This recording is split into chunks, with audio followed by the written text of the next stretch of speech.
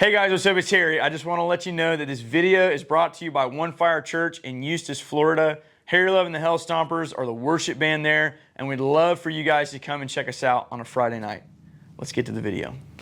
We're going to be starting a song story series where we just let you guys know a little bit about the story behind the songs, right? Very self-explanatory. So, What If Would I is a song that had a long journey to get finished.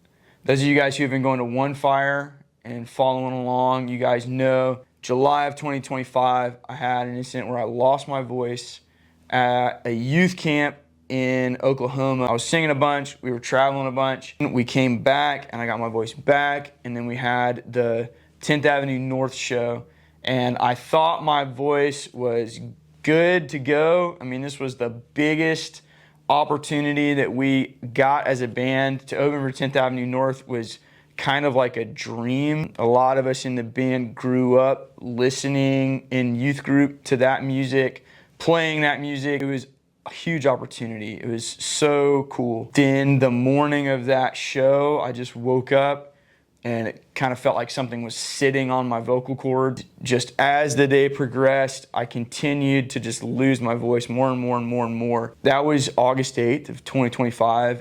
All the way until December of that year, my voice would be back. I would do some singing. Sometimes it would be good. Sometimes I would lose it again.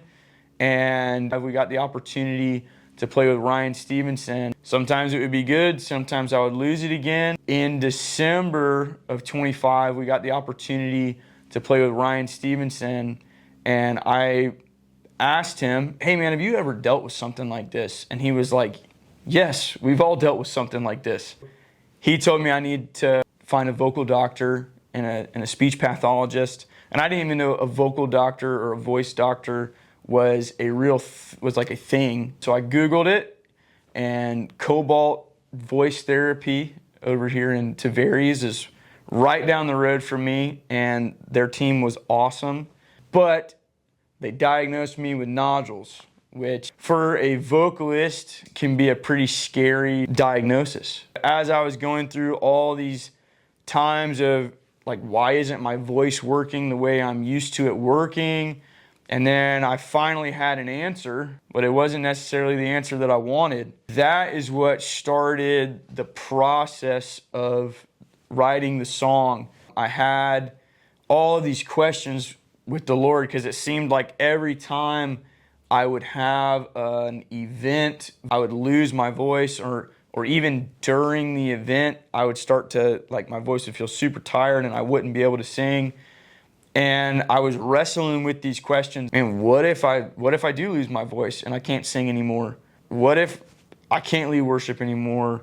What if writing songs and having a band is like over? I think in life we get so caught up on the things that we're chasing after that we don't ask ourselves the questions, what is God doing in all of this? I had to answer the question, would I still say that God is holy, that He is more than enough, that He's matchless in all of His ways, and that He deserves everything and all of the praise, like we say in the bridge of that song?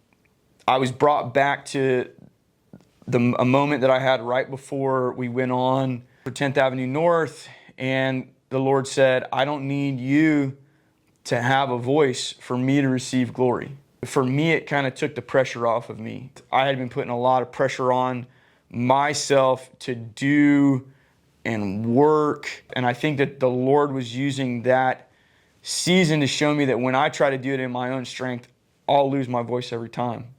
When I try to do it in my own strength, it'll come short every time.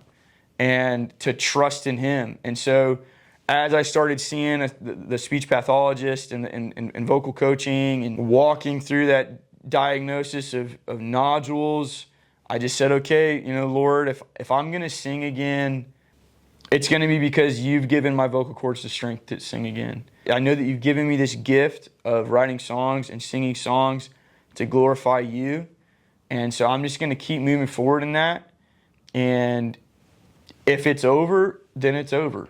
and you've got something new, and you've got something for me and my family. And I know that I've got a church family that loves me whether I can sing or not. I know that my family loves me whether I can sing or not. And I know that you love me whether I can sing or not. Thank God I'm telling this song story from a place where it looks like we're coming out of all of these vocal struggles. We're still writing songs, and I'm still able to sing. All of this stuff is awesome. Like, we've hit a lot of milestones over the last year because of you guys who watch what we do and you listen to what we do. And I cannot say thank you enough for all the support that we have and that we have received, even when I was losing my voice and we were going through the whole struggle. But all of this means absolutely nothing if it's not glorifying God. Because no matter how many songs we write and put out, none of that matters if we're not impacting people's eternity, if we're not bringing people with us when we go to heaven. And all of these songs are going to get just forgotten about one day, because we're all going to sing the same song one day in heaven. Those of us who believe, we're all going to sing, "Holy, holy, holy is the Lord God Almighty, who was and is to come." And that's what this is really about. Are we really impacting people's eternities? Are we really reaching people and causing them to draw closer to Jesus? My hope and my prayer for this song is that people would draw close to Jesus in the midst of struggle, in the midst of not knowing what to do, that we would seek his face, even if it's an answer that we aren't wanting. And that's really it, to seek his face in the hard times and to trust him in the hard times. So I would just encourage you guys to continue to seek after Jesus, to continue to seek after his heart, and in the storms that are going to come in life, because Jesus said, in this world, you will have trouble. In the trouble of this life, that we would just continue to lean closer into Jesus and have a testimony of trusting God for the people around us, so that we bring them along with us.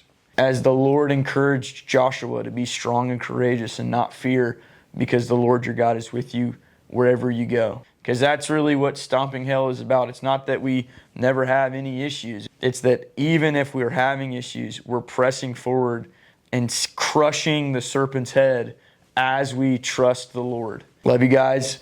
Thanks for checking out the song story, and I'll catch you on the next one. Later.